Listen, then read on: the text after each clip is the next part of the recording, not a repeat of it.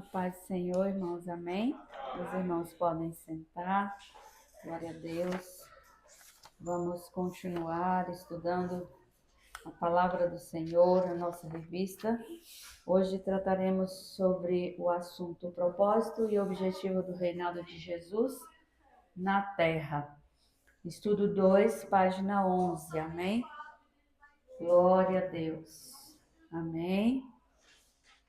Estudo 2, página 11. Glória a Deus. Propósito e objetivo do reinado de Jesus na terra. O texto áureo nos diz: e então virá o fim, quando ele entregar o reino ao Deus e Pai, quando houver destruído todo o principado, bem como toda potestade e poder, porque convém que ele reine até que haja posto todos os inimigos debaixo dos seus pés. Ora, o último inimigo que há de ser aniquilado é a morte, porque todas as coisas sujeitou debaixo de seus pés. Mas, quando diz que todas as coisas lhe estão sujeitas, claro que está que se excetua aquele que lhe sujeitou todas as coisas. E quando todas as coisas lhe estiverem sujeitas, então também o mesmo Filho se sujeitará àquele que todas as coisas lhe sujeitou, para que Deus seja tudo em todos. Amém? Glória a Deus. O fato de algumas pessoas dizerem que já está se vivendo o milênio, né? Mas não tem como, porque a Bíblia não descreve desta forma. E nós vamos observar que falamos anteriormente sobre o reinado teocrático, né? De Deus, o governo de Deus. E aí, então, a gente vai observar que este reinado, né? Ele é desde lá do Éden, né? Então, desde o Éden, Deus já exerce o seu governo, amém? E porque a gente está caminhando para quando chegarmos e falar a respeito do milênio em si, né? Que Jesus irá governar, né? Porque às vezes pessoas falam, não, Jesus já... Não, Deus está governando, ele tem o controle de todas as coisas, mas não é diretamente. Por exemplo, nós temos, por exemplo, a igreja hoje, ela é dirigida pela palavra do Senhor com o Espírito Santo, não é verdade? E existem os pastores, os obreiros, estes para a administração da igreja, amém? Então, através da palavra e do Espírito Santo, Deus está o quê? Governando, amém? Então, ele governa para nós, que é a igreja do Senhor, e nós estamos vivendo o tempo da igreja, amém? Já passamos lá o tempo do Velho Testamento, e aí veio Cristo, e aí agora é o tempo da igreja, amém? Então, nós vimos a teocracia é um governo de Estado pela direção imediata de Deus, não só a nível religioso, mas também político, num determinado espaço físico e geográfico. Habitualmente, o reino teocrático existe um representante divinamente escolhido que fala e age em nome de Deus, mas que é também membro da raça humana, ou seja, é um ser humano. E podemos observar a existência da teocracia através da análise minuciosa de diversas passagens bíblicas. Então, através deste comentário aqui, nós vimos que o Senhor detém todo o poder nos céus e na terra, então ele está governando no tempo da igreja através do membro da raça humana, de um ser humano, né? Tem a palavra, o Espírito Santo e tem as pessoas que direcionam, que instruem, amém? No caminho. Então, lá no Jardim do Éden já existia esse governo e Deus deu a Adão, né, o governo de todas as coisas. Por quê? Porque Deus criou e entregou para Adão oh, meu Deus, vamos lá, para que ele pudesse dar nome aos animais. Foi Adão que deu. Então Deus criou todas as coisas e entregou estas coisas sob o gerenciamento, a governança de quem? De Adão, no Jardim do Éden. Amém? Então a gente vai ver que Deus governa desde a criação de todas as coisas. Mas haverá um tempo que esse governo não só será espiritual, mas como será físico, da parte de Jesus, da parte de Deus, e governará com o quê? Com justiça. Porque o ser humano não opera justiça, né? O ser humano, em suas ações, em suas decisões, não são totalmente justos, amém? Nós somos justificados por Cristo, mas as nossas ações, às vezes, não são justas, amém? Então, a gente vê que desde aquela época, lá de Adão, da criação de todas as coisas, Deus já estava ali governando e reinando.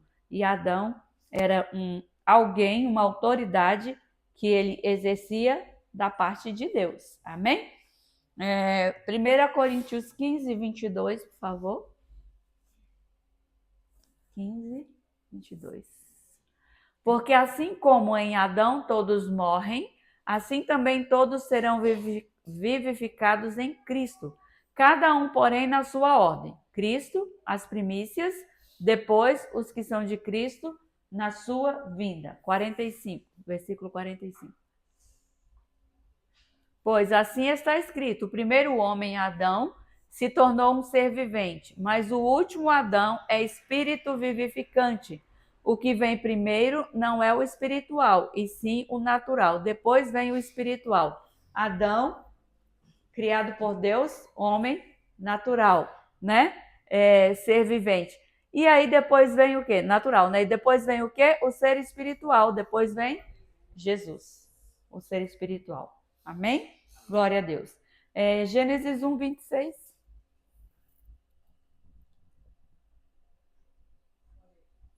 Aleluia.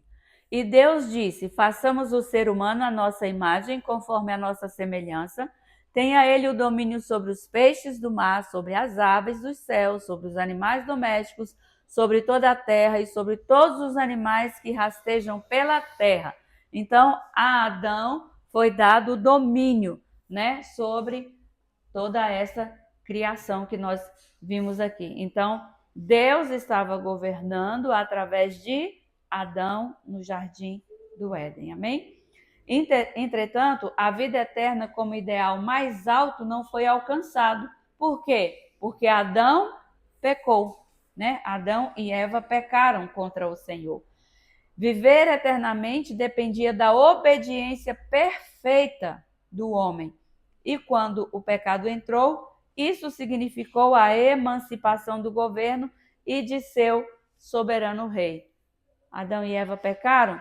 Então Deus disse: agora vocês não são aptos nem capacitados mais para a governança, né? Para governar sobre aquilo que eu criei. Então, por quê? O pecado rompeu esta comunhão de Adão e Eva com Deus. Amém? Então, essa desobediência foi a causa para o estabelecimento de outro reino neste mundo, o do próprio Satanás. Por quê? Porque a terra em si, né, o reinado foi entregue para Satanás. Quando ele, lá no pináculo lá do templo, que ele foi tentar Jesus, ele diz: tudo isso te darei se prostrado me adorares. Por quê? Porque pertence a ele, né? E a palavra do Senhor diz que o mundo jaz em quê? No maligno. Nós fomos tirados do mundo para viver em santidade, escolhidos por Deus para vivermos uma vida diferente no domínio de Jesus. Porque aqueles que não estão vivendo neste mundo no domínio de Jesus estão vivendo no domínio de Satanás, não é verdade? Porque o mundo pertence a ele, né? Se não pertencesse, ele não teria oferecido para Jesus, não é verdade? Então, é isso. Por causa da desobediência, Adão e Eva perderam o governo das coisas criadas por Deus ali. Então, com a rejeição da autoridade de Deus pela desobediência de Adão, foi anunciado o início de um plano que manifestaria ao mundo a sua autoridade, ao trazer à vida uma nova criação por meio da descendência da mulher, que se sujeitaria voluntariamente a ele, apesar do pacto da glória preexistir antes da fundação do mundo. Somente a partir desta anunciação é que o plano de redenção transcorreu. Então, por causa da desobediência, Deus direcionou, né, para alguém que viesse por livre escolha, né, voluntariamente, que viesse dar ouvido, estar atento ao propósito de Deus e continuar o propósito de Deus em relação ao plano de salvação. Porque o principal é a salvação. E a gente vê aqui, porque... Gente, misericórdia. Porque o principal é o quê? A vida eterna, né? É a salvação, é o que nós lemos aqui. Entretanto, a vida eterna, como ideal mais alto, não foi alcançado em Adão e Eva. E aí, agora, passou-se para essa outra etapa, né? Mas a gente pensa assim, mas é porque Adão e Eva pecou, então Deus olhou lá e falou assim, não, então vou escolher aquele lá. Não, já estava tudo determinado, né? Já estava tudo no plano de Deus. Porque aí imagine, Adão e Eva pecam, são expulsos do paraíso, aí lá vão gerar filhos e aí vem outras gerações, e aí Deus ia ficar procurando e esperando alguém que tivesse uma característica ou um pensamento, uma vontade, um desejo voltado para Deus, para que então Deus fosse escolher. Ele já tinha tudo programado, ele tem tudo está sob o controle dele. Nada foge deste controle. Amém? Glória a Deus. Porque tanto até lá no Velho Testamento já falava sobre Jesus, já falava sobre a morte de Jesus, os profetas já falaram, e aí já até falavam sobre essa questão de um outro povo, né? Então, assim, é porque existem coisas que vão se descortinando a partir do momento que Deus vai se deixando revelar através da sua palavra. Amém? Se você observar, quando você aceitou a Jesus, você tinha um entendimento menos do que você tem hoje, não é verdade? Mas a palavra mudou? Continua lendo-se a mesma Bíblia, não é? Mas é porque Deus vai revelando aquilo que Ele quer revelar aos seus. Amém? E como nós vemos que o fim já está mais próximo do que antes de quando nós aceitamos a Jesus, as coisas vão sendo descortinadas para nós, vão sendo reveladas para nós, para que a gente possa entender, para que a gente possa falar sobre e para que as pessoas sejam também alcançadas. Amém? Então, primeiro veio mostramos o governo de Deus através ali de Adão, no Jardim do Éden. Depois que eles pecaram, né, que Adão pecou, aí veio o reino através de quem? Dos patriarcas, né? A gente vê que tem o quê? Aqui uma hierarquia ou uma sucessão, né? Aí veio através de quem? Dos patriarcas, quando Deus chamou quem? A Abraão, né? Chamou a Abraão e disse que através dele, por intermédio dele, todos os outros seriam o quê? Abençoados. Mas abençoados o quê? Financeiramente, materialmente, que ia ter muitas casas, muitas posses, abençoado com a salvação. Amém? Abençoados com a salvação. Não estou dizendo aqui que a gente que é crente não pode ser abençoado financeiramente. Com certeza pode, né? Até 100 vezes mais nessa terra e por fim a vida eterna. Pode sim ser abençoado. Mas também tem um si, né? A obediência a Deus e a sua palavra. Amém? Então, através de Adão, o Senhor disse que todos seriam o quê? Adão não, Abraão. Todos seriam o quê? Abençoados. Então, o propósito de Deus com Abraão está firmado em certas promessas relativas a uma terra, a uma descendência e a uma bênção, que constituiu o teor de uma aliança eterna e incondicional. Por isso, o Senhor diz que seriam abençoados, e o propósito é o quê? A vida eterna. Então, foi firmado esta promessa com ele, a uma descendência, a uma bênção e uma aliança eterna e incondicional. Amém? É preciso observar que o cumprimento final de todo esse propósito irá se concretizar por alguém que será o quê? O rei. Gênesis 49, 10. O cetro não se afastará de Judá, nem o bastão sairá de entre os seus pés, até que venha Siló. E a ele obedecerão os povos. Isso aqui está falando de quem? De quem? De Jesus, né? Então, lá já desde a época lá do Gênesis e dos patriarcas, já estava falando a respeito de Jesus. Que governaria, que teria o quê? O poder, governaria com justiça. Durante esses estudos a gente vai ver governar com justiça. Então, entre eles, da descendência de Judá, da tribo de Judá. Amém? A outra referência ao cumprimento previsto desse plano teocrático em Números 24, 17 ao 19, em que se promete que de Israel subirá um cetro. O cetro é aquele em quem reside a autoridade, que destruirá seus inimigos e levará Israel à preeminência. Glória a Deus. Números 24, 17 ao 19. Eu o vejo, porém não agora. Eu o contemplo, mas não de perto. Uma estrela procederá de Jacó, de Israel subirá um cetro, que ferirá as têmporas de Moabe e destruirá todos os filhos de Sete. Edom será uma propriedade. Seir, que é inimigo dele, também será uma propriedade. Mas Israel fará proezas. E a gente vê hoje toda a situação de Israel, por causa deles próprios, né? Mas toda esta situação, vivendo em guerra, sendo atacados, eles praticamente não têm paz, né? Mas só que existe um que vai remir, que vai transformar, que vai mudar, que é a promessa de Deus para aquele povo que é o povo dele.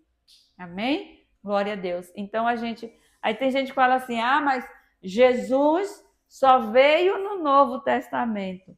Irmãos, vocês estão vendo que desde o Antigo Testamento, desde lá Gênesis, a gente já vê Jesus? Nós já vimos, aqui não está escrito assim, Jesus, mas a gente sabe que todas essas características aqui são dele e para ele. Amém? Glória a Deus. Então, se alguém falar para vocês que Jesus é só no Novo Testamento, vocês já começam a contestar. Fala, não. Desde lá do início, a palavra do Senhor já fala sobre Jesus. Só lá, já em Gênesis, que diz que no princípio criou Deus o céu e a terra. Mas em João diz assim: no princípio era o verbo, e o verbo estava com Deus, e o verbo era Deus. E todas as coisas foram feitas por ele. E sem ele, nada do que foi feito se fez. Está falando de quem? De Jesus. E o princípio é onde? O princípio da criação. Ele estava lá. Amém? Glória a Deus. Ele se manifestou em forma de homem no Novo Testamento. Mas espiritualmente, né, ele já estava lá. E já estava havendo as profecias para que o povo, né, permanecesse, reconhecesse e que chegaria o dia. Chegou o dia do nascimento, morte e ressurreição? Sim, mas ainda há a promessa de que ele virá arrebatar a sua igreja, levar a sua igreja para ele, reinar, a igreja estar com ele no milênio e depois a eternidade. Amém? Sim, pastor. Essa vitória de Cristo, ela é profetizada em quase toda a palavra, né? Mas, por exemplo, lá no capítulo 2 no livro de Daniel, no capítulo 7, quando Nabucodonosor tem aquele sonho, aquela pedra que soltou-se da montanha sem auxílio de mão e bateu nas pernas da estátua, destruiu, né, as pernas e encheu toda a terra, é exatamente essa vitória de Cristo. Ele vem e ali os 10 dedos da estátua significam as 10 nações poderosas que estão se levantando. Jesus virá, destruirá todas elas, né? E o reino dele será toda a terra. Também lá em Daniel 7 fala que essa pedra, ela saiu sem auxílio de mão, ou seja, sem ser cortada, ela veio e destruiu os seus inimigos. Essa mesma vitória aí. Amém. É Jesus Cristo. Glória a Deus. Amém. Então, durante o período dos patriarcas, a teocracia foi administrada por meio de representantes divinamente escolhidos. É por isso que Deus podia dizer a Moisés sobre seu relacionamento com Arão. A gente sabe que quando Deus chamou Moisés, né, para ali tirar o povo da escravidão do Egito, aí Moisés ainda, né, tentou recuar, mas ele falou assim, por quem há de enviar, ou seja, quem há de enviar para tirar o povo? E aí Deus ficou irado, né, com Moisés e disse assim, chama o teu irmão, né, Arão, chama ele e ele te será por boca e você será sobre ele como Deus, né, por Deus. Então, assim, Deus iria governar ali aquele momento através de Moisés e Arão falaria aquilo que fosse necessário, porque ele dizia que ele era inteligente, né? Era um camarada estudado, né? E ainda ficou para poder falar, né? Aí Arão tem que falar. Mas aí Deus diz: não, ele vai falar. Mas o governo foi dado sobre a sua vida. Quem vai, né, dizer o que deve ou não deve fazer é você. Amém? E está em Êxodo 4,16. Ele falará por você, ele quem? Arão falará por Moisés ao povo. Ele será como se fosse a sua boca e você será para ele como Deus. Então, aí é o governo de Deus através da vida de Moisés. Moisés não ia falar, Arão ia falar. Mas aí seria como se fosse essas, vou dizer assim, soberania, né? Essa hierarquia aí. Ele vai falar, mas quem vai dar as ordens e as instruções é você. Amém? Na posição de representante escolhido da teocracia, ele podia ser chamado Deus. Deus com letra minúscula aqui, né? Como? Foi por causa da posição de Moisés nesse reino teocrático que Deus podia falar sobre o rei vindouro. Deuteronômio 18:18. Farei com que se levante do meio de seus irmãos um profeta semelhante a você. Semelhante a quem? A Moisés. Em cuja boca porei as minhas palavras, e ele lhes falará tudo o que eu lhe ordenar. Por quê? Moisés estava sob o governo de Deus, mas quem falava através da boca dele era Arão. Aí Jesus diz, não, Jesus vai falar mesmo. Ele vai ser o governante, ele vai falar e ele vai fazer. Amém? Glória a Deus. Então aí a gente já vê, né, mais um versículo. Acho que todos os versículos que a gente vai falar agora vai ser sobre essa questão de Jesus aqui, que a gente vai conseguir realmente identificá-lo no Velho Testamento. E foi nessa posição que Moisés conduziu Israel ao deserto ou pelo deserto. Amém? A murmuração do povo de Israel contra Moisés não era apenas contra uma pessoa comum, mas contra o representante escolhido por Deus. Porque no deserto o povo deu trabalho, né? O povo tinha o que comer, tinha o que beber, a roupa não se desgastou, as sandálias não se desgastou, mas o povo queria isso, queria aquilo. A gente quer comida, porque lá no Egito tinha comida, né? A gente queria carne, porque lá tinha carne, lá tinha verdura, lá tinha não sei o que, lá tinha, né? Muitas coisas. E aí o povo provocou a ira de Moisés, provocou a ira de Deus, né? E falou contra Deus, falou contra Moisés e seguiu. Vida que segue, né? E o propósito de Deus continua. Então Josué foi o último nesse período a liderar o povo como administrador de Deus, porque depois de Moisés veio quem? Veio Josué, para também continuar o propósito, a proposta de Deus em relação a guiar este povo, a direcionar este povo segundo a vontade de Deus, para que este povo chegasse àquela terra quando Deus falou a Abraão que era para ele sair daquela terra e ir para um lugar que ele mostraria, mas que depois ele traria o povo de volta para essa mesma terra. E aí vem o quem? Vem Josué para poder, depois da passagem pelo Mar Vermelho, para poder colocar esse povo na terra, né, prometida. Dividir ali tudo, organizar e colocar cada um no seu pedaço de terra, né?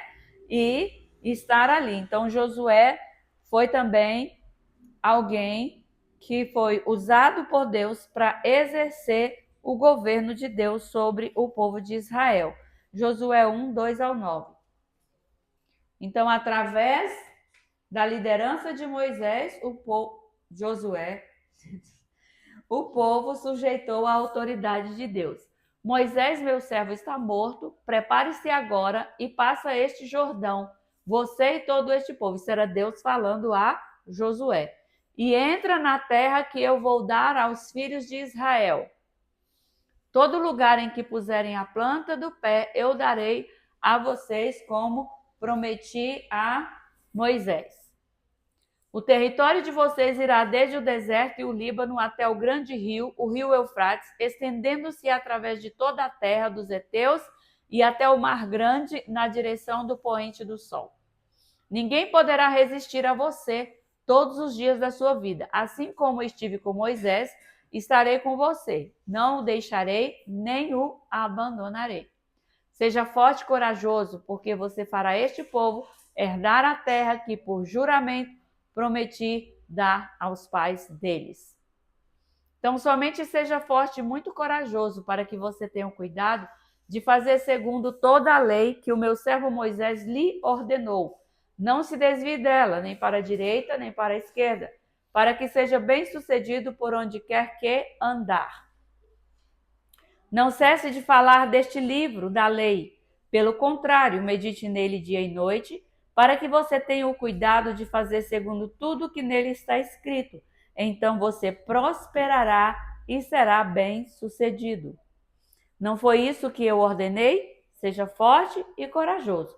Não tenha medo, nem fique assustado, porque o Senhor, seu Deus, estará com você por onde quer que você andar.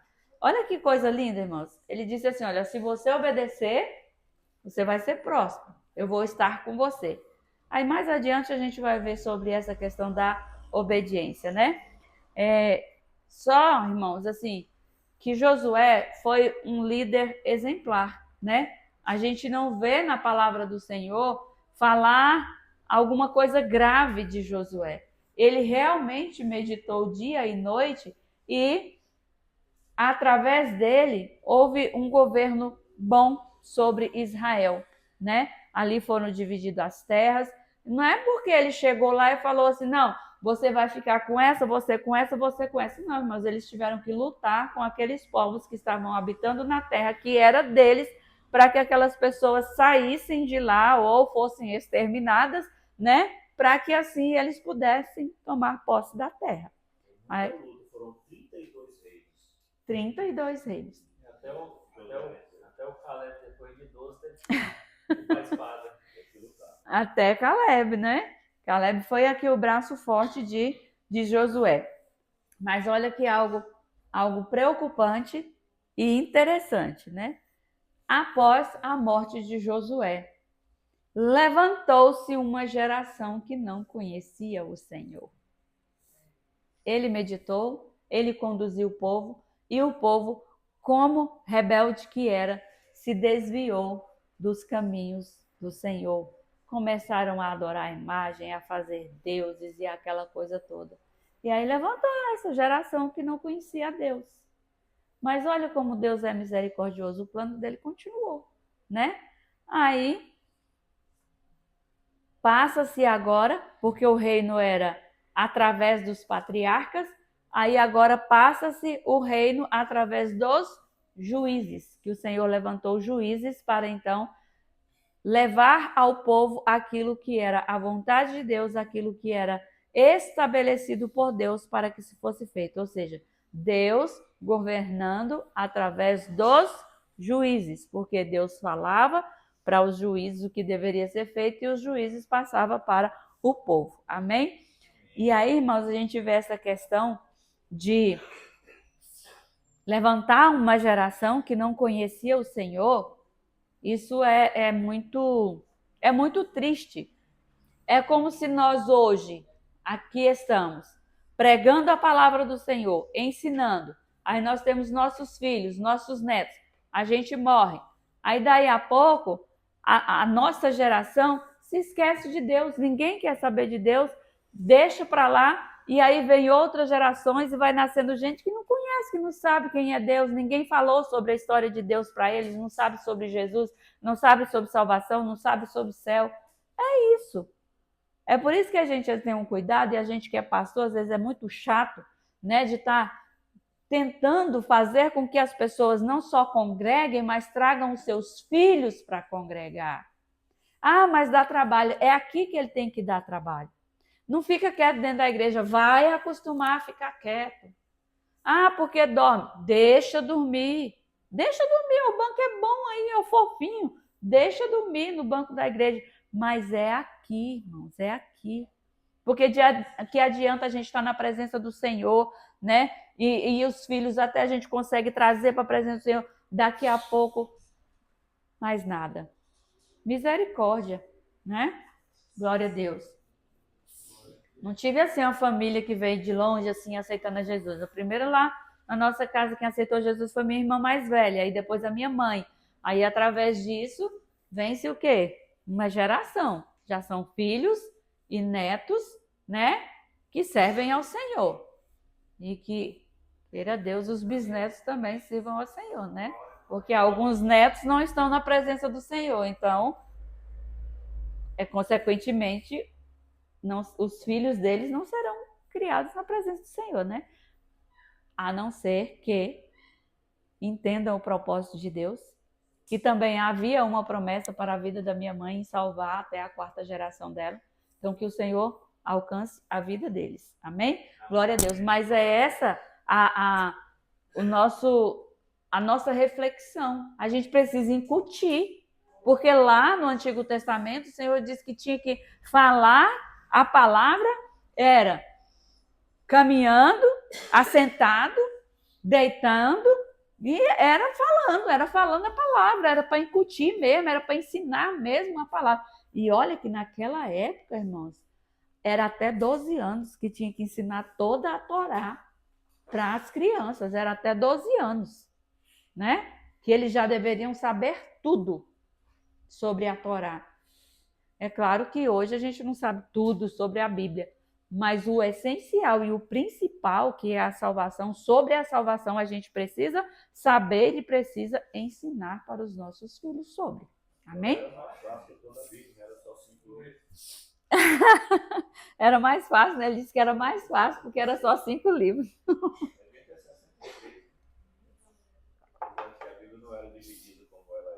É verdade. Mas a gente está tendo muito tempo, né? Para poder ler e ensinar. Glória a Deus. Então, a partir daí, da morte de Josué, que o povo se desviou inteiramente da vontade de Deus, né? Vem então o governo de Deus, o governo teocrático através dos juízes. Aí os irmãos em casa podem dar uma lida, né, uma estudada em Juízes, porque lá vai falar todos os juízes que Israel teve, inclusive uma mulher, né, chamada Débora, também foi juiz em Israel.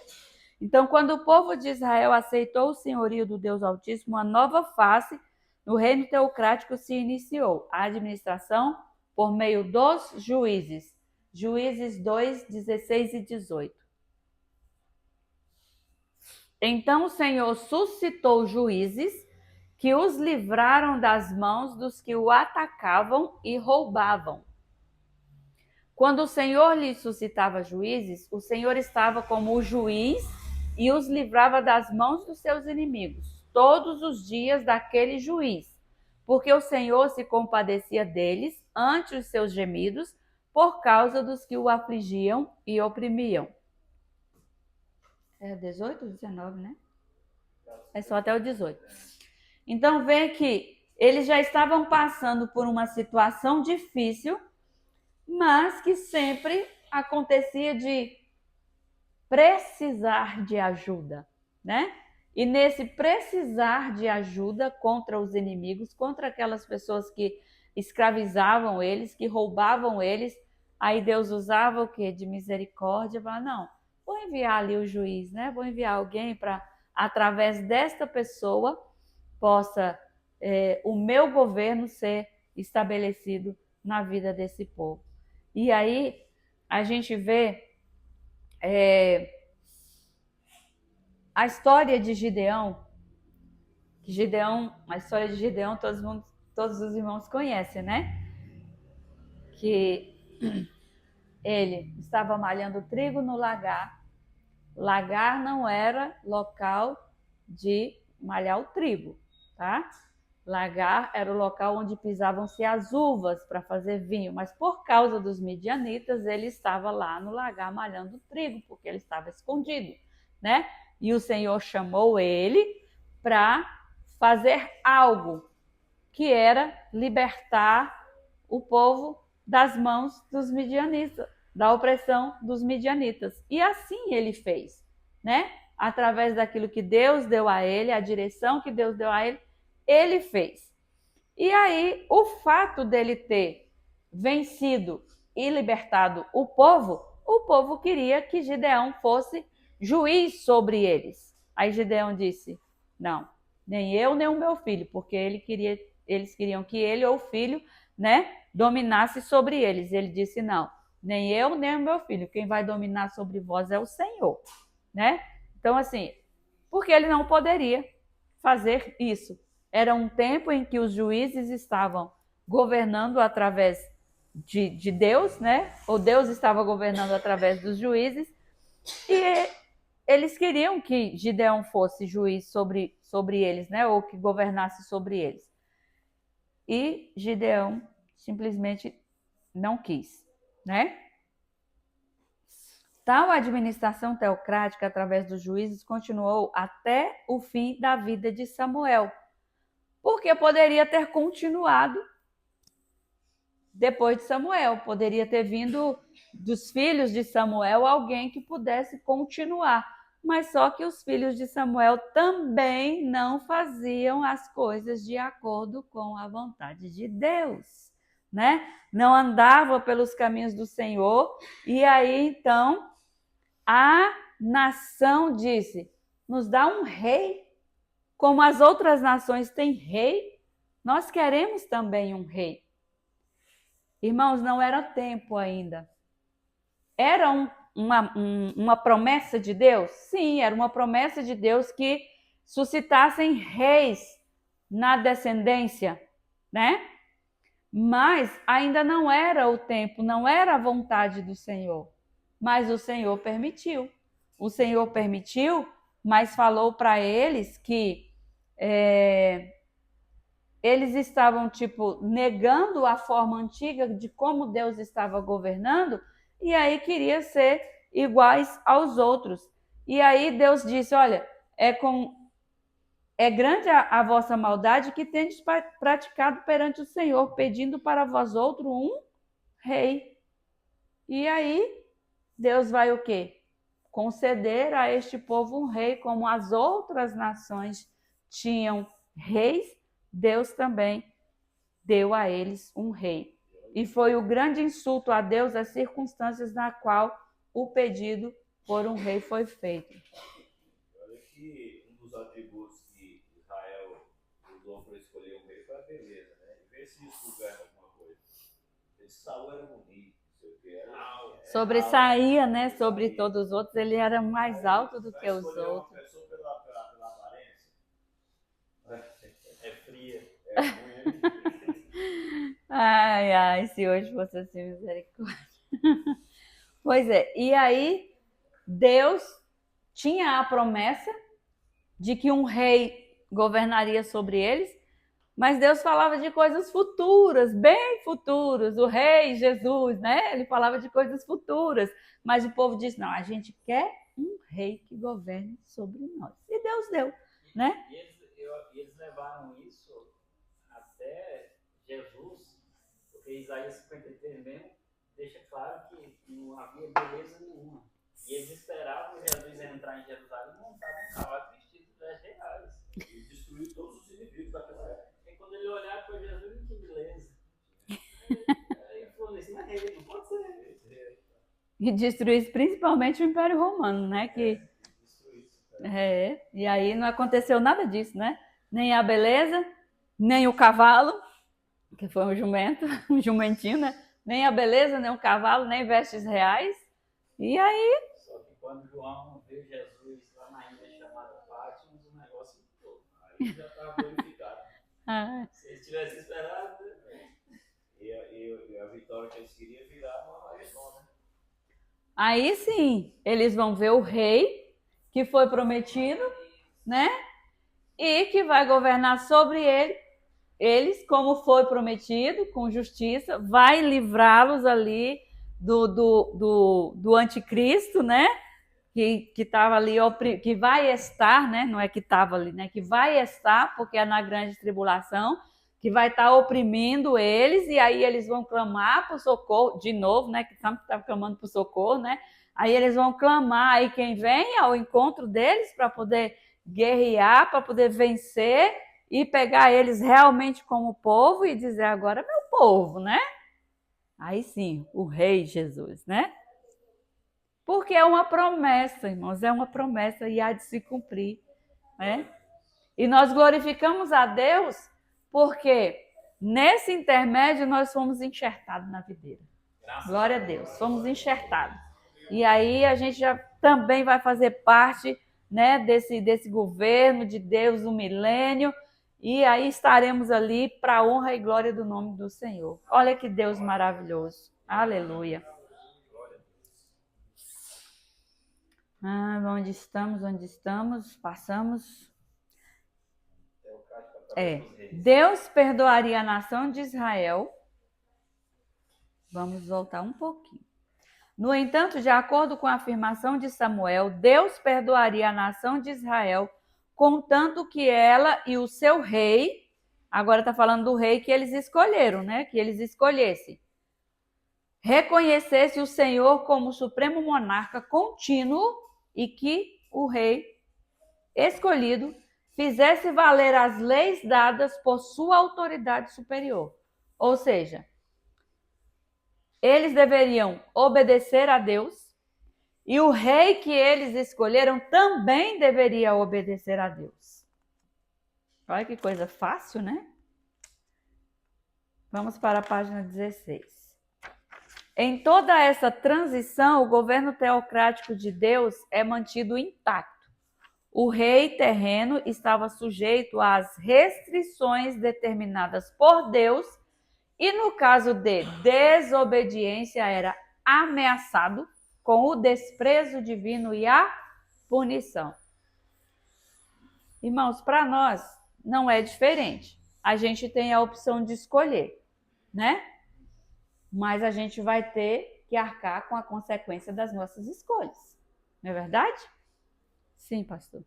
Mas assim, a vontade de Deus sempre. Deus é tão bom, sempre o plano de Deus. Eles escolheram aquele homem mau, não deu certo, mas Deus, dentro do reino que eles Deus escolheu um deles, que foi Davi, segundo o coração dele. Podia seguir, né? Porque esse obedecia, né? Sim, sim. E aqui a gente vê que no sentido isso foi sentido e abertamente confessado por Saul. Ou seja, no caso da desobediência, né, o Senhor iria desprezar e iria também punir por causa da desobediência. Por quê? Porque era um governo através de reis, mas era o governo de Deus. Então era Deus, o rei, passando para o povo. Amém? E aí o povo tinha que obedecer. O rei também tinha que obedecer. Vamos ver em 1 Samuel 13, 12. No caso de Saul. Eu disse comigo, agora os filisteus virão contra mim em Gilgal. E ainda não busquei a face do Senhor. Assim, forçado pelas circunstâncias, ofereci holocaustos. O rei podia oferecer holocaustos? Não. Ele achou que Samuel estava demorando. E aí ele mesmo foi fazer o quê? O holocausto. Desobedeceu a Deus. E aí veio consequências sobre a vida dele. Vamos ver mais um pouco, continua aí. Então Samuel disse a Saul, você cometeu uma loucura, não guardando o mandamento que o Senhor seu Deus lhe ordenou, pois o Senhor teria confirmado para sempre o seu reino sobre Israel. Por causa de não saber esperar um pouquinho, né? A bênção está na mão mesmo. Tá chegando, né? E aí, por causa da desobediência de Saul, o reino dele foi cessado, foi cortado, acabou. Passou para outra pessoa, era para ser um reino quê? Confirmado para sempre o reinado sobre Israel. Vamos ver também 1 Crônicas 21, 7. Eu fiquei meio assim em relação a estes textos aqui, eu busquei alguns que eu acredito que estão um pouco mais dentro, né? Isso aqui está falando sobre Davi, né? Com Davi, 1 Crônicas 21, 7. Tudo isso desagradou a Deus e por isso ele castigou Israel. O que foi isso aqui? Sabe o que Davi fez? Foi contar o povo de Deus. Contou o povo de Deus. Teve uma época que Deus pediu que pudesse fazer ali o recenseamento, acho que foi na divisão, né, das terras, mas foi ali. Aqui não, Deus não queria que contasse o povo, saber quantas pessoas tinha, quantos homens de guerra tinha, quanto isso. E Davi fez o quê? Foi lá contar. Pediu para que contasse o povo. Foi Josué, né? Que fez a contagem do povo lá. Quando Deus permitia o licenciamento, Sim.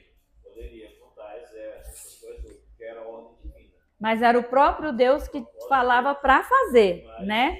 Mas aí aqui no caso de Davi, Deus não ordenou a ele que contasse e ele foi lá e contou, né? Vamos ver com relação a Salomão. 1 Reis 11, 1, 2, 11 e 12. 1 Reis 11. É porque não está aí, não. 1 Reis 11, 1, 2, 11 e 12. Além da filha de Faraó, Salomão amou muitas mulheres estrangeiras, moabitas, amonitas, edomitas, sidônias e etéias.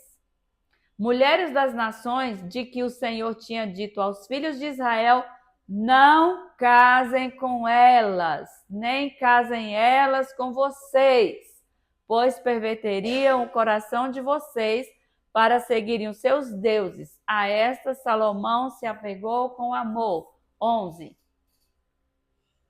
Por isso, o Senhor disse a Salomão, já que você procedeu assim e não guardou a minha aliança, nem os meus estatutos que lhe ordenei, vou tirar o reino de você e dá-lo a um dos seus servos.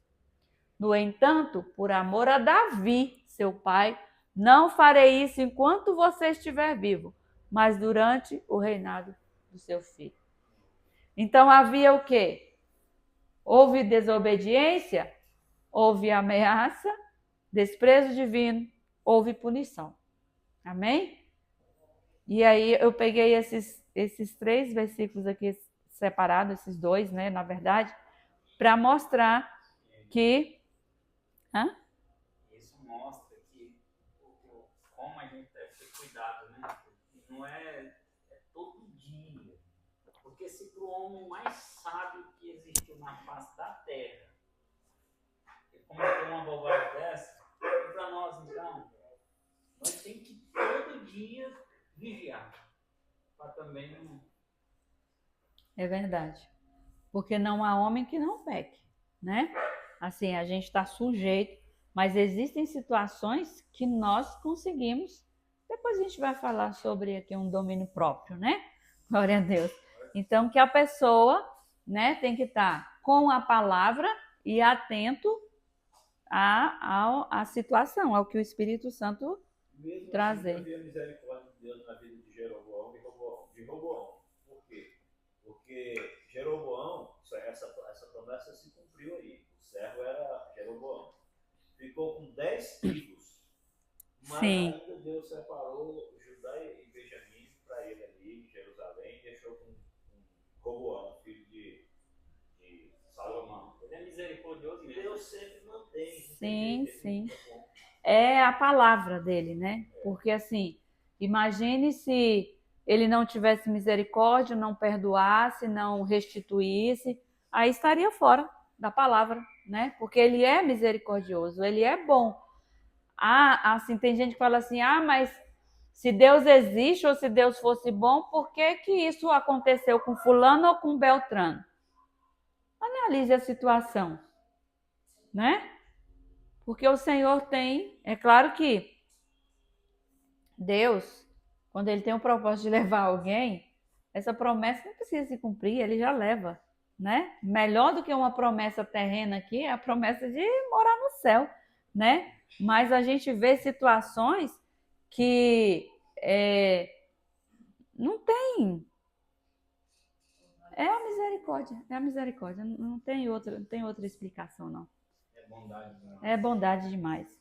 Porque quando a palavra diz que ele é bom, que ele é misericordioso, que ele é compassivo, que ele é benigno, que ele é longânimo, eles têm muito atributo. A gente vê a graça de Deus. Tem muito atributo de Deus para com a vida da gente. Antes da graça, a gente vê a graça de Deus.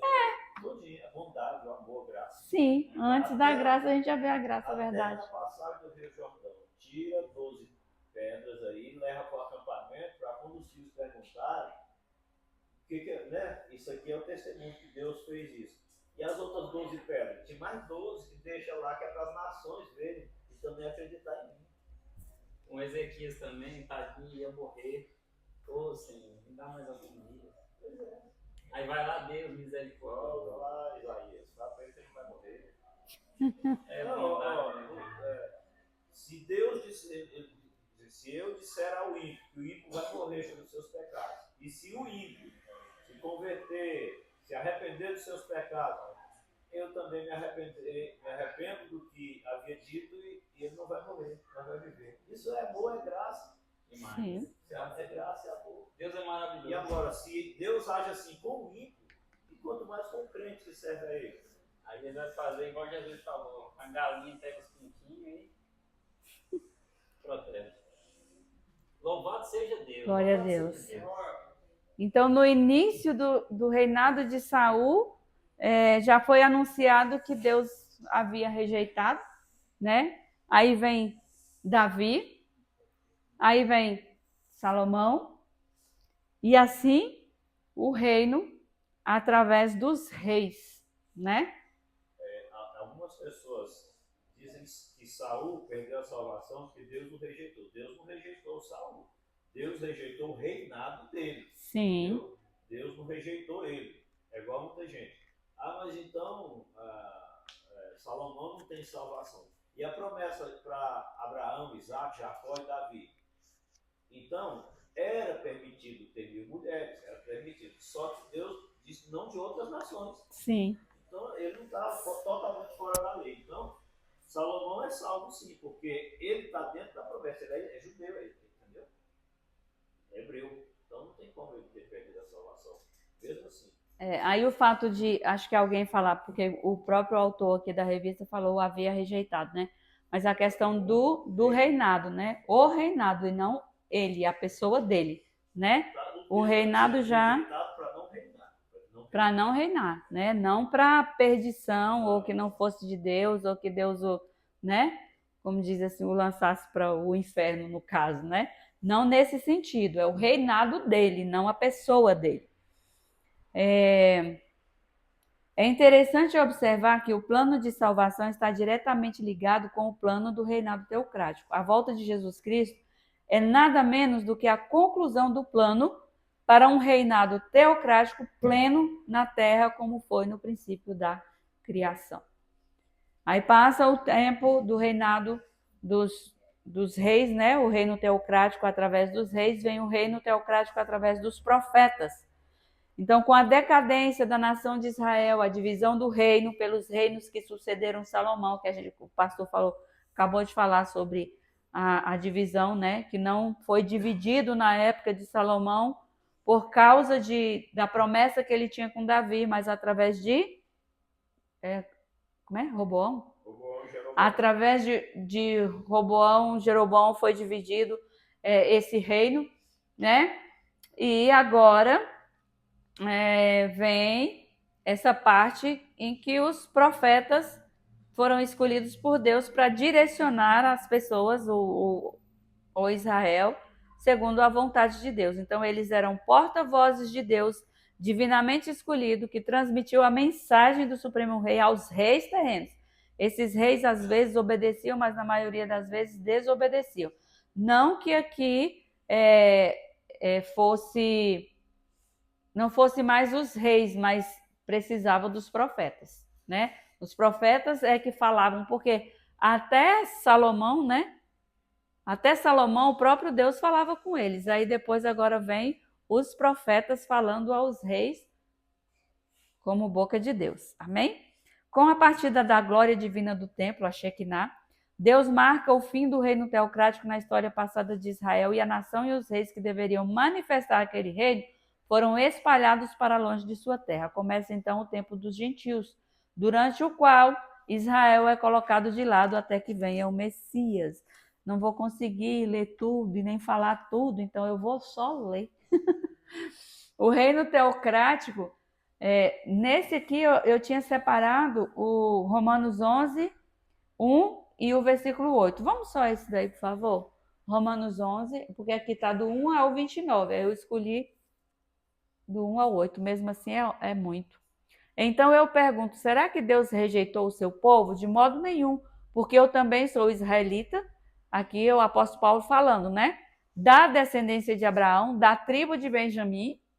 Deus não rejeitou o seu povo, a quem de antemão conheceu. Ou vocês não sabem o que a Escritura diz a respeito de Elias, como pediu com insistência diante de Deus contra Israel, dizendo: Senhor, mataram os teus profetas, derrubaram os teus altares, sou o único que sobrou e procuram tirar minha vida. Mas qual foi a resposta divina? Foi essa: reservei para mim 7.000 homens que não dobraram os joelhos diante de Baal. Assim também, nos dias de hoje, sobrevive um remanescente segundo a eleição da graça. E se é pela graça, já não é pelas obras, do contrário, a graça já não é graça. Que diremos então? O que Israel buscava, isso não alcançou. Mas a eleição conseguiu isso. Os demais foram endurecidos. Como está escrito, Deus lhe deu um espírito de profundo sono, olhos para não ver e ouvidos para não ouvir, até o dia de hoje. Então é como se, em relação a Jesus Cristo, o Rei, o povo de Israel está como se estivessem cegos e surdos. Mas chegará o tempo deles. Amém? O reino teocrático futuro agora se torna o tema principal da mensagem dos profetas, e esse último reinado é mencionado por quase todos os profetas do Antigo Testamento. Os irmãos têm a revista na digital, no celular, aí vocês vão observar, porque são muitos versículos que foram colocados aqui na revista.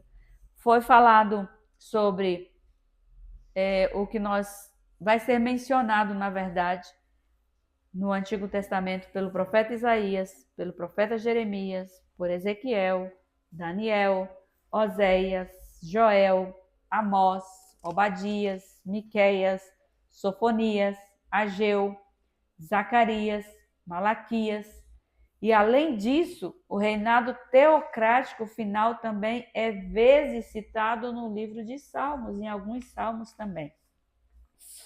Quero ler para os irmãos o início aqui, a introdução da nossa revistinha, e depois vamos para a conclusão, amém? Então, Deus não age por impulso, Deus age com propósito. Há diversos textos bíblicos que nos mostram claramente essa característica no Senhor. Podemos citar 2 exemplos encontrados em Números 23:19 e Salmo 116:11, que diz: Deus não é homem para que minta, em Números 23:19, nem filho do homem para que se arrependa. Porventura diria ele e não o faria? Ou falaria e não confirmaria? Ou seja, a natureza de Deus não é a natureza humana, que às vezes o homem fala e não honra a sua palavra, né? Promete e não cumpre. Não é essa a natureza de Deus. Quando Deus fala, ele cumpre. Amém? E Salmo 116:11 dizia na minha pressa: todos os homens são mentirosos. Ou seja, não é um atributo de Deus. Ou seja, Deus não vai dizer que vai fazer e depois não faz. Aqui, a gente não pode levar esse texto em relação ao que falamos hoje sobre dom de profecia, né? Porque a palavra de Deus, ele vai velar por cumprir. Uma profecia, a gente tem que analisar a profecia ou julgar a profecia para ver se essa profecia é de Deus ou não. Verdadeira será se ela se cumprir, né? Ou se o Senhor quiser usar de misericórdia, se for algo tenebroso, tirar aquilo. Então, a gente não pode confundir. Ah, mas o Senhor usou fulano em profecia para falar comigo e aí isso não se cumpriu. Não foi Deus que não cumpriu, não é? Então, a gente tem que analisar isso, amém? Atitudes impulsivas são práticas de um ser humano que não se tornou ainda uma nova criatura ou não obteve sobre si o domínio próprio através do fruto do Espírito, conforme vamos só ler Gálatas 5, aqui está 22 ao 25, mas tem nele o fruto do Espírito, que lá na Bíblia está como, na Bíblia revista e corrigida, né? Essa daí eu não sei como é que está. Está escrito temperança. Essa temperança é o quê? Domínio próprio. Gálatas 5, 22. Vai mais adiante. Aqui, domínio próprio, eu vi. Olha aí. Mansidão, domínio próprio, contra essas coisas não há lei. Então, assim, um fruto do Espírito que deve ser buscado, que deve ser, né, desejado por todas as pessoas, por todos os cristãos, é o domínio próprio. É quando a pessoa tem vontade de falar uma coisa.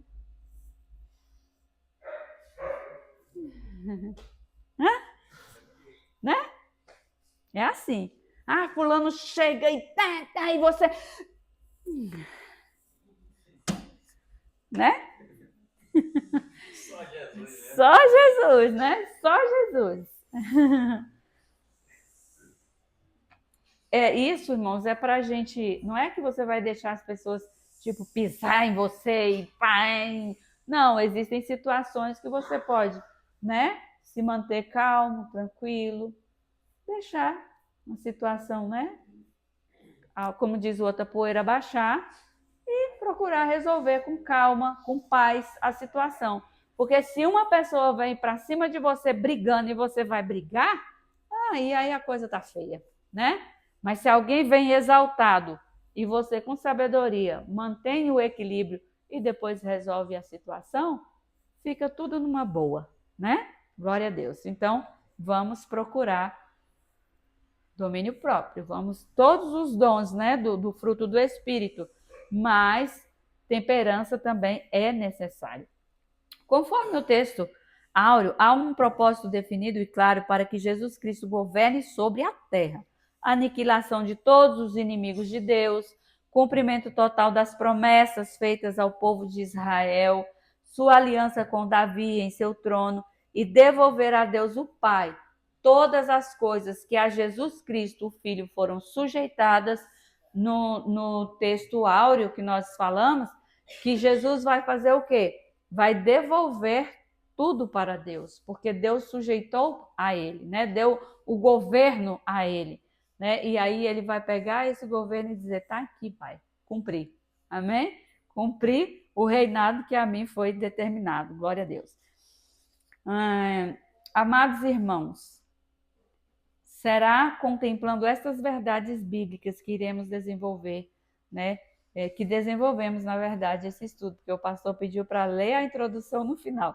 Guarde no coração as palavras iniciais para que possamos prosseguir com a segurança de que o Senhor nosso Deus sempre manteve o controle de todos os fatos e acontecimentos do passado, do presente e do futuro em suas mãos poderosas, e que há um propósito da sua vontade sendo realizada em todos os momentos da história humana e por eras.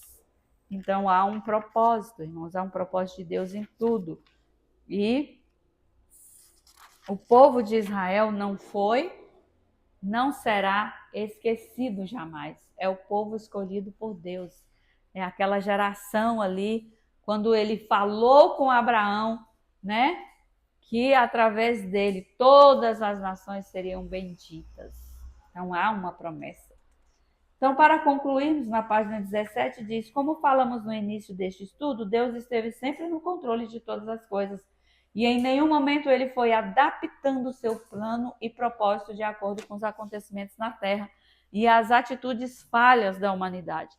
Vale ressaltar uma reflexão do pastor Gedeon Júnior. Ele disse que Deus é didático e o seu propósito foi se desenrolando com o passar das eras, desvendando assim todos os mistérios que outrora existiam. Antes o que havia eram sombras, mas hoje todas as coisas nos são reveladas. Então a cada dia o Senhor vai revelando a sua palavra para nós. Amém? Então nós vimos que Deus está no controle de tudo, mas ainda não é o milênio, tá, irmão? Se você ouvir alguém falando, nós já estamos vivendo um milênio, não estamos ainda no milênio, amém? Deus está no controle de tudo e todas as coisas, toda a palavra do Senhor há de se cumprir, amém?